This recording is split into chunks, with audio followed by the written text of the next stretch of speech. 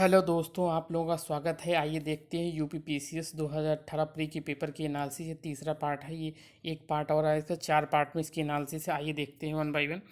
और इसी तरह से आप लोगों का हर एक एग्ज़ाम का पेपर मिल जाएगा। अगर आप लोग कोई वीडियो किसी स्पेशल टॉपिक पे चाहते हैं तो आप लोग कमेंट कर सकते हैं। अब आइए देखते हैं वन बाय वन। देखिए, वर्तमान में जनसंख्या के सुखों का परित्याग किए बिना भविष्य के लिए ऊर्जा और अन्य संसाधनों की बचत जो है कौन सी अवधारणा है?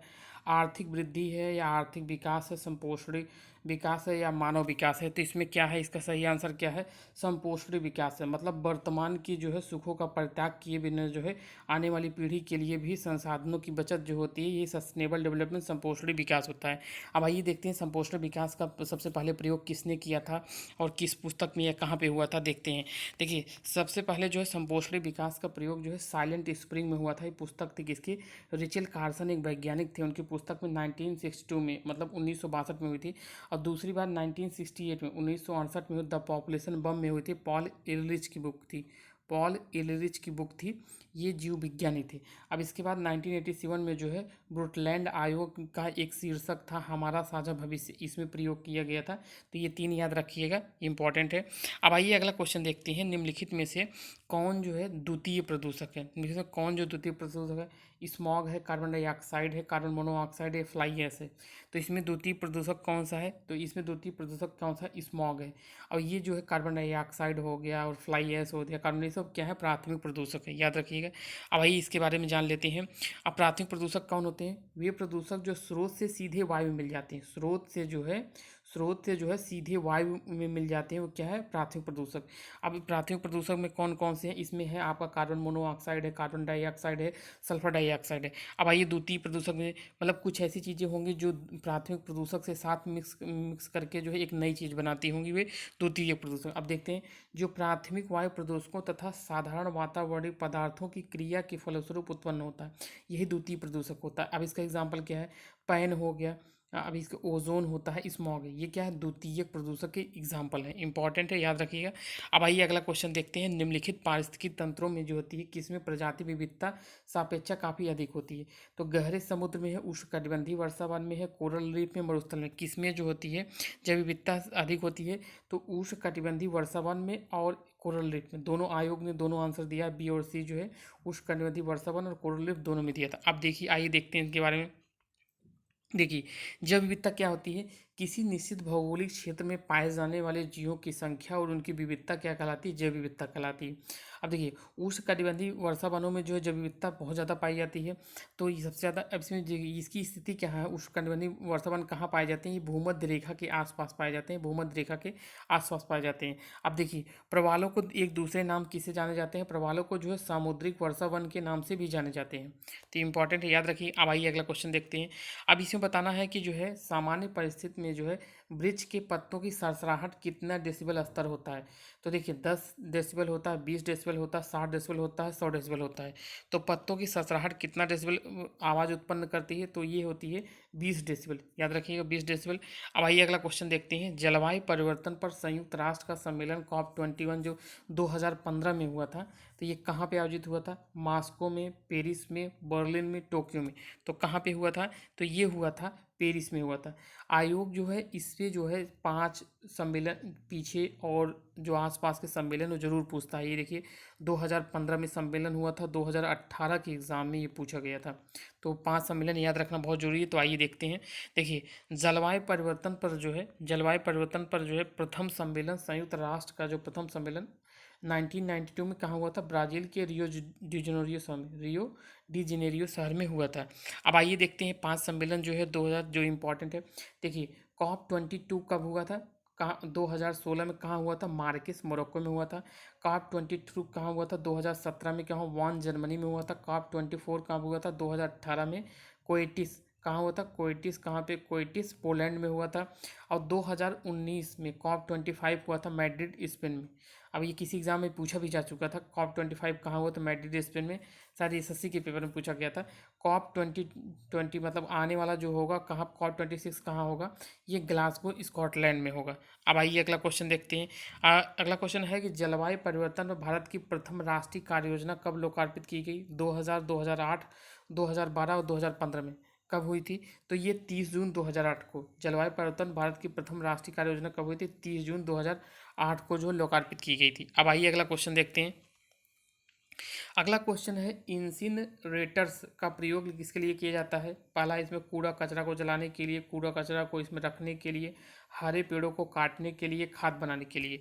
तो इंसिनरेटर्स का प्रयोग किस लिए किया जाता है? ये होता है कूड़ा कचरा को जलाने के लिए। ये एक प्रकार का जो है अपशिष्ट प्रक्रिया है, जिससे जो होता है अपशिष्ट पदार्थों को इससे जलाया जाता है, कूड़ा कचरा को जलाया जाता है। तो याद रखिएगा, इंपॉर्टेंट। अब आइए अगला क्वेश्चन देखते हैं। हरित गृह प्रभाव, ग्रीन हाउस इफेक्ट जो है, इससे क्या होता है? तो वैश्विक ताप में वृद्धि होती है, वैश्विक ताप में कमी होती है, सागर जल में के ताप में वृद्धि होती है, नदियों झीलों के ताप में वृद्धि होती है। तो हरित गृह प्रभाव, ग्रीन हाउस इफेक्ट में क्या होता है? वैश्विक ताप में वृद्धि होती है, वैश्विक ताप में क्या होती है? वृद्धि होती है। अब आइए अगला क्वेश्चन देखते हैं। अगला, निम्नलिखित में से कौन प्राकृतिक गैस का मुख्य भाग है? इथेन है, ब्यूटेन है, कार्बन मोनोऑक्साइड, मीथेन है। तो प्राकृतिक गैस का मुख्य भाग कौन है? Methane, CH4। क्या है? CH4। अब आइए अगला क्वेश्चन देखते हैं। अब यह है, पशुओं को दिए जाने वाला कौन सा दर्द निवारक भारत में गिद्धों के लगभग विलुप्त होने के कारण के लिए उत्तरदायी है? तो देखिए, आइबोफ्रेन है, इसमें एस्टोमिनोफेन है, एस्प्रिन है, डाइक्लोफिनिक है। तो दर्द निवारक जो था पशुओं को दिया जाता था, पशु जब इससे मर जाते थे तो इसे गिद्ध खाते थे। तो कौन सा दर्द निवारक था? डाइक्लोफिनिक। इससे विलुप्त होने का कारण यही है, जो गिद्ध भारत में विलुप्त हो गए। अब आइए अगला क्वेश्चन देखते हैं। अगला क्वेश्चन है, धुआं में आँखों को प्रभावित करने वाला कौन सा शक्तिशाली उत्तेज होता है? ओजोन है, ये है सल्फर डाइऑक्साइड है, कार्बन डाइऑक्साइड है, टाइल नाइट्रेट है। तो ये क्या कौन सा है? तो ये है इसे पैन भी बोला जाता है, टाइल नाइट्रेट। ये टाइल नाइट्रेट जो होता है धुओं में पाए, जैसे आंखों में जो है जलन पैदा करता है। और ये इसको द्वितीय प्रदूषक भी बोला जाता है, द्वितीय प्रदूषक। अब आइए अगला क्वेश्चन देखते हैं। निम्नलिखित में से किसका आविष्कार विल्हेम रोन्टजन ने किया था? रेडियो का है, एक्सरे मशीन का, बिजली के बल्ब, उपरोक्त में से कोई नहीं। तो कि विल्हेम रोन्टजन ने किसे किया था? एक्सरे का किया था, एक्सरे का। अब देखिए, 1901 में जो है नोबेल पुरस्कार की शुरुआत की गई थी, 1901 में। और सबसे पहला जो नोबेल पुरस्कार दिया गया था, ये विल्हेम रॉन्टजन को ही दिया गया था, एक्सरे मशीन के लिए। अब आइए अगला क्वेश्चन देखते हैं। अगला क्वेश्चन है कि विद्युत चुम्बकीय विकिरणों में किसकी ऊर्जा अधिकतम होती है? दृश्य प्रकाश की, अवरक्त विकिरण की, पराबैंगनी की होती है, एक्स किरणों की होती है। तो किसकी सबसे अधिक उत्तम ऊर्जा होती है? तो एक्स किरणों की होती है। अब आइए देखते हैं इसके बारे में, जो है इसके बारे में देखते हैं। इसमें जितना दिया है, विद्युत चुम्बकीय विकिरण जितनी है उनकी जो पूछ लिया जाता है, किसी को पूछा जा सकता है। तो देखिए, ऊर्जा के संदर्भ में जो है, ऊर्जा के संबंध में जो है विभिन्न विद्युत चुम्बकीय विकिरणों का क्रम है। देखिए, कम से ज़्यादा की तरफ है। सबसे कम किसका होता है? रेडियो तरंगों का, माइक्रोवेव का होता है, अवरक्त विकिरण का होता है, दृश्य प्रकाश का होता है, पराबैंगनी का होता है, एक्सरे का होता है, गामा का सबसे ज़्यादा होता है। अब आइए, कुछ लोगों को याद नहीं रहता है, तो आइए इसके लिए एक ट्रिक देख लेते हैं। अगर याद कर सकते हैं तो याद कर लीजिए। इसका ट्रिक है, देखिए, Roman men invented very unusual xray guns. तो इधर रोमन मेन यही हो गया, रेडियो तरंगे हो गई। अब मेन मीन्स होते हैं माइक्रोवेव तरंगे हो गई, इंफ्रारेड मतलब हो गई, अवरक्त हो गई। अब ये हो गई विजुअल हो गई। इसके बाद अनयूजुअल मतलब अल्ट्रावायलेट हो गई। एक्सरे होता है, जी से गामा होता है।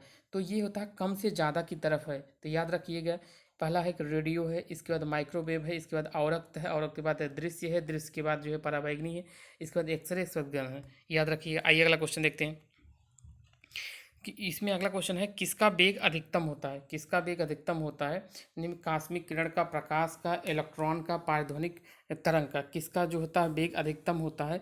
ये प्रकाश का जो है वेग अधिकतम होता है। निर्वात में जो प्रकाश का वेग अधिकतम होता है। अब आइए देखते हैं, ध्वनि का वेग अधिकतम होता है कहाँ पे होता है? निर्वात में, वायु में, जल में, या इस्पात में?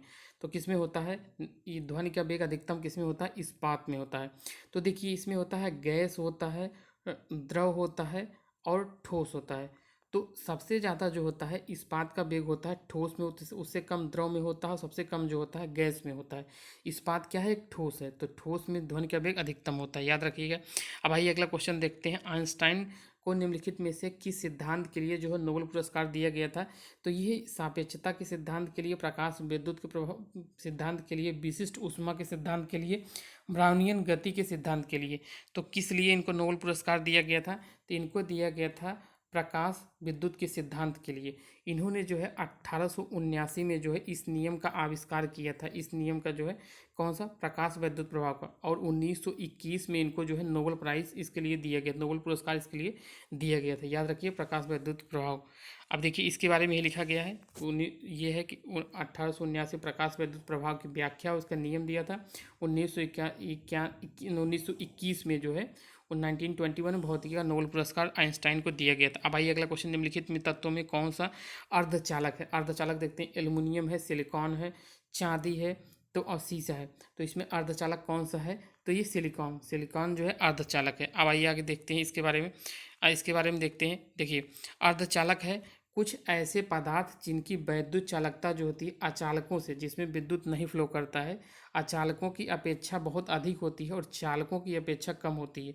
तो ये क्या होती है, अचालकों से इनकी क्या होती है, अचालकों से अधिक होती है लेकिन चालकों से जो होती है इनकी कम होती है, यही अर्धचालक कहलाते हैं। इसमें होती है सिलिकॉन होती है, जर्मेनियम होती है, याद रखिएगा। अब आइए अगला क्वेश्चन देखते हैं, ग्रेफिन क्या होता है। देखिए ग्रेफिन क्या होता है, कार्बन की मिश्र धातु होती है, कार्बन का नैनो प्रतिरूप होता है, कार्बन का समस्थानिक होता है, या उपरोक्त में से कोई नहीं।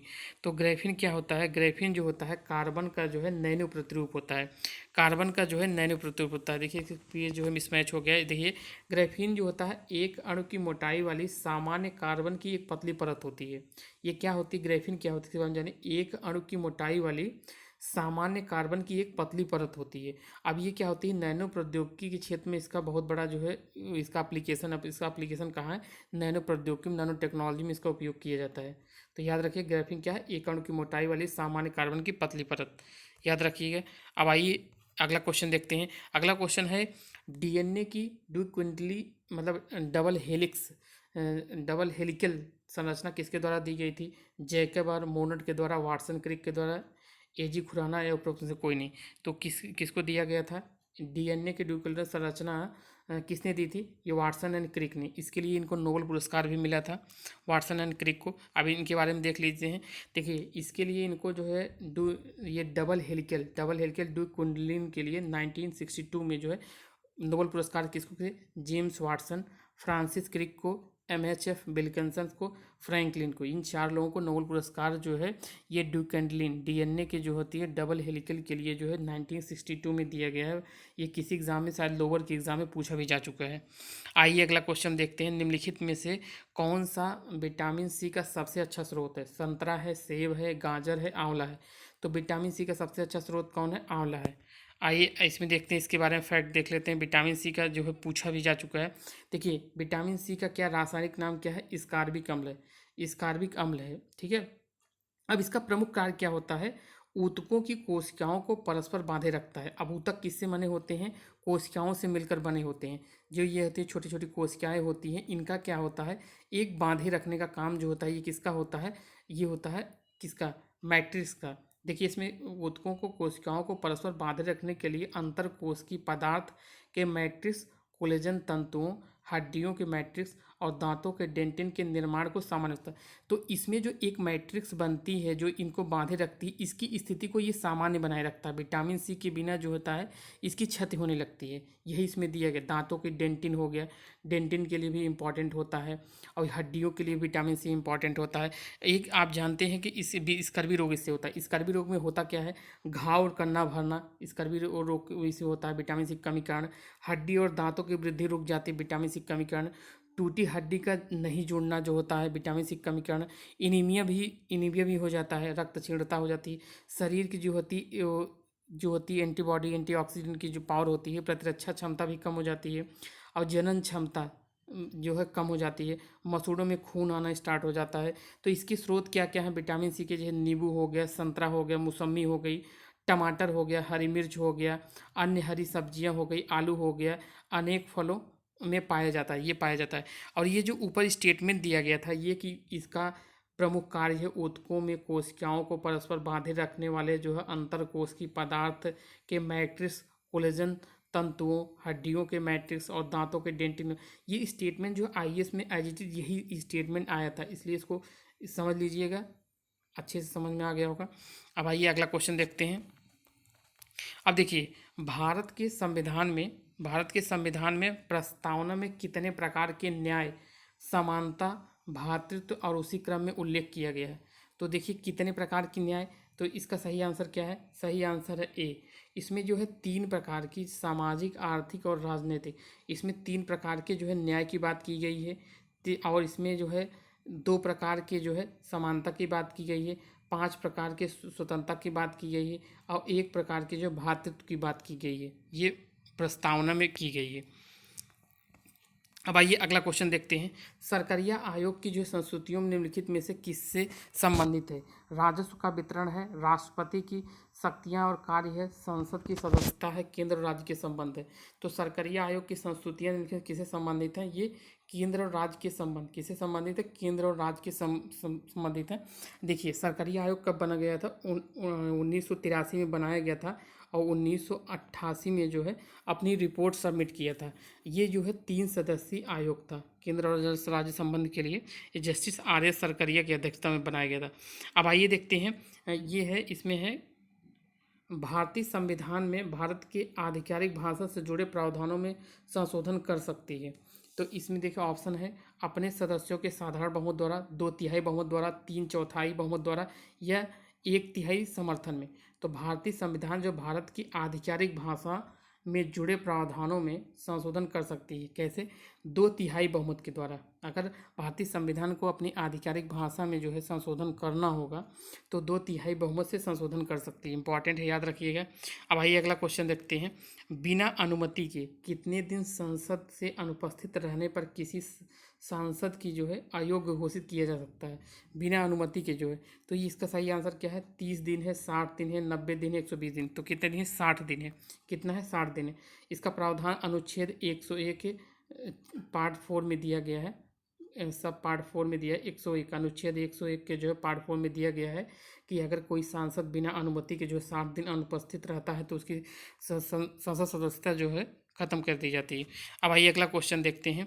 समलैंगिकता सर्वोच्च न्यायालय का निर्णय निम्नलिखित में से किससे संबंधित है? तो ये है भारतीय दंड संहिता धारा 377 है, भारतीय संविधान अनुच्छेद 377 है, भारतीय संविधान अनुच्छेद 270, उपरोक्त में से कोई नहीं। तो समलैंगिकता जो है संबंधित सर्वोच्च न्यायालय का निर्णय जो है किससे संबंधित? भारतीय दंड संहिता जो है धारा 377, धारा 377 याद रखिएगा, आईपीसी की धारा 377। अब आइए देखते हैं, राज्य के नीति निर्देशक तत्व सहज अध्ययन के लिए कितने भागों में विभाजित किए गए हैं? समाजवादी हैं, उदार बौद्धिकतावादी हैं, गांधीवादी हैं, उपरोक्त में से सभी। तो नीति निर्देशक तत्वों को कितने भाग विभाजित किए गए? समाजवादी, हाँ विभाजित किया गया, उत्तर बौद्धिकतावादी में विभाजित, गांधीवादी में, उपरोक्त सभी में। तो ये भाग राज्य के नीति निर्देशक तत्व किसमें है? भाग 4 में है। कितने? भाग 4 में अनुच्छेद 36 से लेकर 51 तक है। अनुच्छेद 36 से लेकर 51 लिए थे। और ये राज्य के नीति निर्देशक तत्व कहाँ से लिए गए थे? आयरलैंड से, आयरलैंड से लिए। अब आइए देखते हैं अगला क्वेश्चन। निम्नलिखित में से किसे अशोक चंद्रा द्वारा भारत में आर्थिक मंत्रिपरिषद कहा गया? योजना आयोग को, वित्त आयोग को, केंद्रीय मंत्रिपरिषद को, या प्रशासनिक सुधार आयोग को? तो अशोक चंद्रा द्वारा जो है किसको आर्थिक मंत्रिपरिषद कहा गया है? तो ये योजना आयोग का। अब योजना आयोग के स्थान पर नीति आयोग आ गया है। अब आइए अगला क्वेश्चन देखते हैं।